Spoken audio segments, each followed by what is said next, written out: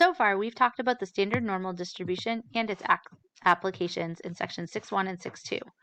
In this section, 6.3, we'll be talking about sampling distributions and estimators. We'll also later on talk about the central limit theorem.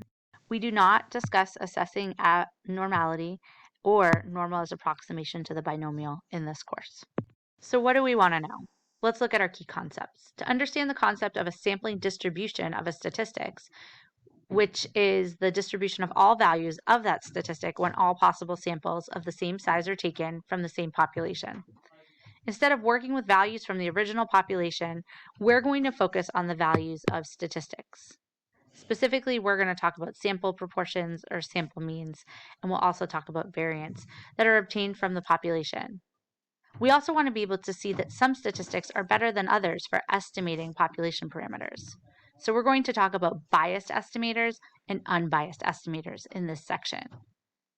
And we should really get a look into what those mean using our visuals. Some of you may wonder, what is a sampling distribution of a statistic? Well, the sampling distribution of a statistic, like we could be talking about the proportion or the mean or the range, the variance, the standard deviation, those are all examples of statistics we could find. Well, it's the distribution of all values of that statistic when all possible samples of the same size n are taken from the same population. The sampling distribution of a statistic is typically represented as a probability distribution in the format of a probability histogram, a formula, or a table. We'll be looking at tables and histograms primarily today. Now, we've talked about this before, but we can have estimators that are biased or unbiased. What is an unbiased estimator? So these statistics are unbiased estimators. That is, they each target the value of the corresponding population parameter, with the sampling distribution having a mean equal to the population parameter. So the proportion for a sample is a good estimator of the population proportion. The mean, x bar, of a sample targets the population mean. The variance, s squared, of a sample targets the population variance, sigma squared. One thing that tells us is that these statistics are best estimates for the population parameters related to them. There are other statistics that we consider biased estimators. So they don't target the value of the population parameter. So these statistics are the median, the range, and the standard deviation. And as a result, they're not the best point estimate for their corresponding parameters. Just a quick note, you may notice that in the examples we're doing today, we sample with replacement. Why are we doing that? So sampling is conducted with replacement because of two very important reasons. So first, when selecting a relatively small sample from a large population, it doesn't really make a significant difference whether we're going to use replacement or not use replacement. So really, that gives us convenience.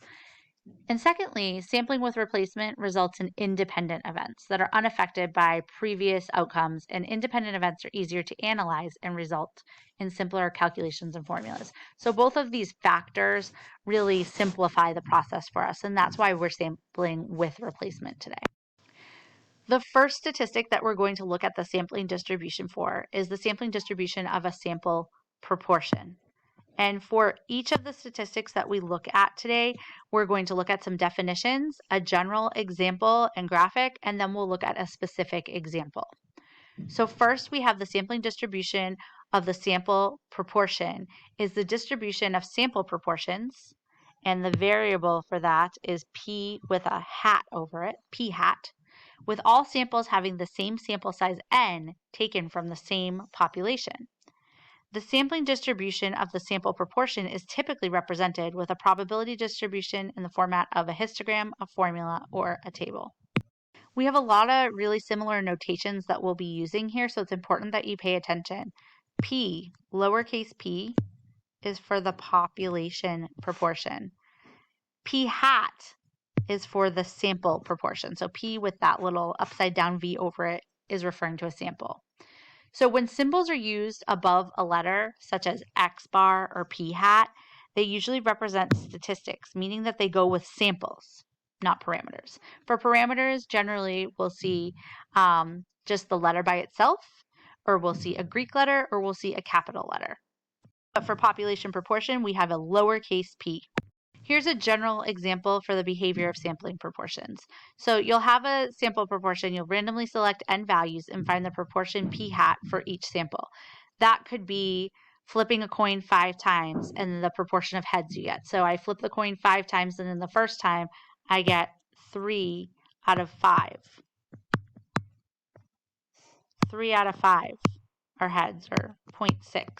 The next time I get all heads, that'd be a 1. The next time maybe I get 2 heads, which would give me 0.4. And I would list all those sample proportions in a column here. Now, the distribution of those sample proportions, if I were to graph them out, should take on a relatively normal distribution. The more and more examples or samples that I take, the closer that this distribution is going to look to a normal distribution.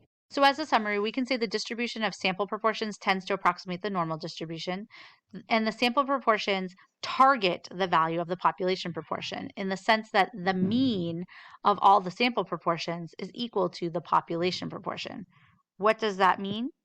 If I look back at this list of sample proportions that I took from all of the different samples I found the proportions of heads from, what I would do is I'd take all of these numbers that I had listed, I would add them up and divide by the amount of items, which is how we take an average, right? And that would be the mean of my sample proportions. We can say that the mean of all the sample proportions p hat is equal to the population proportion. The expected value of the sample proportion is equal to the population proportion. Let's look at an example. Roll a die 5 times and find the proportion of odd numbers, 1, 3, or 5. What do we know about the behavior of all the sample proportions that are generated as this process continues indefinitely? Well, let's look at this figure.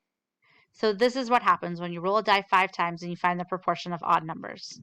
So the figure below shows the results from repeating this process 10,000 times. A simulator was used. But the true sampling distribution of the sample proportions involves repeating this process over and over and over again indefinitely. So all kinds of samples are taken, 10,000 to be precise, and the proportions are listed in a table. If we take the numbers in that table and we create a histogram from it, you can see that this histogram of all of our sample data has a roughly normal shape. It may not be exactly normal, but it's roughly normal. So the sample proportions are approximately normal. And in theory, if you were rolling a die 5 times, 3 of the numbers are odd and 3 of the numbers are even. So the probability of an odd number is 1/2, but the proportion of odds is 3 out of 6, or 0.5. So that's, in theory, that's our population proportion. When I take and I average all of these numbers from my samples, my 10,000 samples, I should get p hat is equal to 0.5. So you can see that our sample proportion targets our population proportion. So now let's take a look at the sampling distribution of a sample mean. So it's the distribution of all possible sample means. Remember, we're using x bar as our variable for sample mean. And all of the samples have the same sample size n taken from the same population. And once again, we will be looking at this with a histogram, formula, or table. We're mostly going to focus on the histogram or the table. In our general model that's represented here, you can see that you take your sample, you randomly select n values, and find the mean for each sample. Maybe you're taking groups of 3 and finding the ages of the people in those groups of 3. You'll list all of those means in a table in the center column here. And then if you were to create a distribution of those means, if you had enough samples, it would start to take on a normal shape. So it would start to take on that bell shape.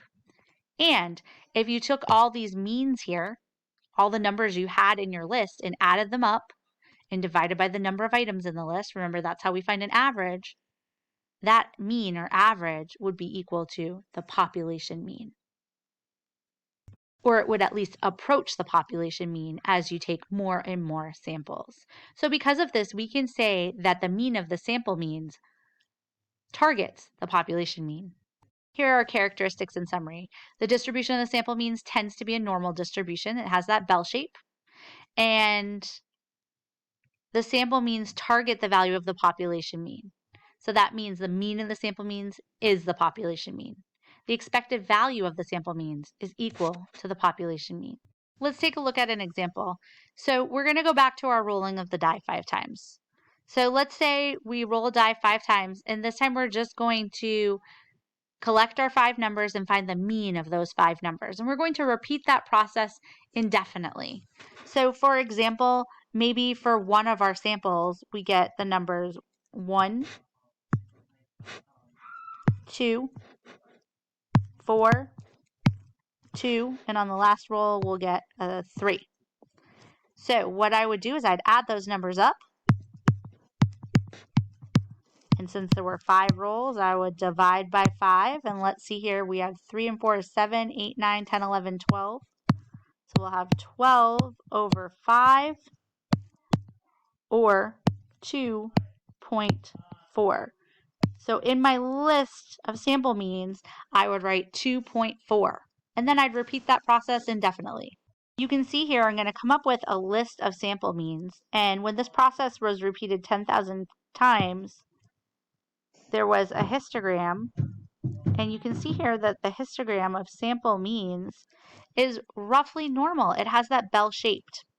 And the more and more samples that we take, the closer that our mean of sample means that we have right here is going to come to 3.5. 3.5 is the population mean. So the population mean would be the addition of all the possible numbers that you could roll when you're rolling a dice. So we have 1, 2, 3, 4, 5, and 6.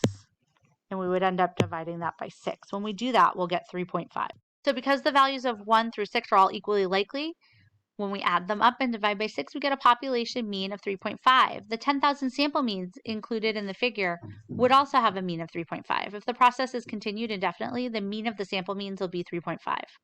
Also, the figure shows that the distribution of sample means is approximately a normal distribution.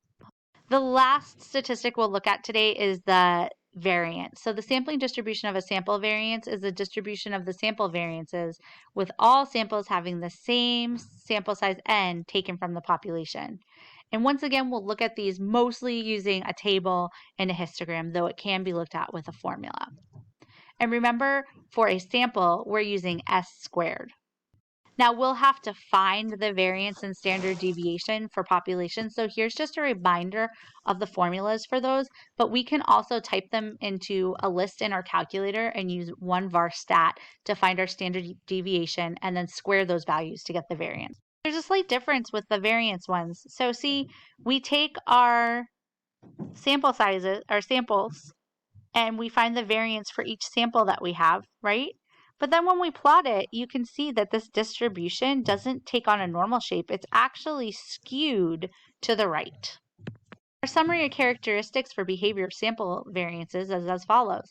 The distribution of the sample variances will be skewed to the right. And the sample variances do, however, target the value of the population variance. So remember, that means the mean of our sample variances is going to be equal to the population variance. The expected value of the sample variance is going to be equal to the population variance. Going back to our example of rolling dice, if we roll a dice 5 times and find the variance of each of our results, this is the graphic we'll come up with. So you can see here that we have our distribution, and it does have a slight tail on the right side. But when we calculate the mean of our sample variances, we should approach that population variance of 2.9 when we have 10,000 samples there, or an indefinite number. In your notes now and in the next video, we're going to go through examples to demonstrate each of these types of sample distributions and more.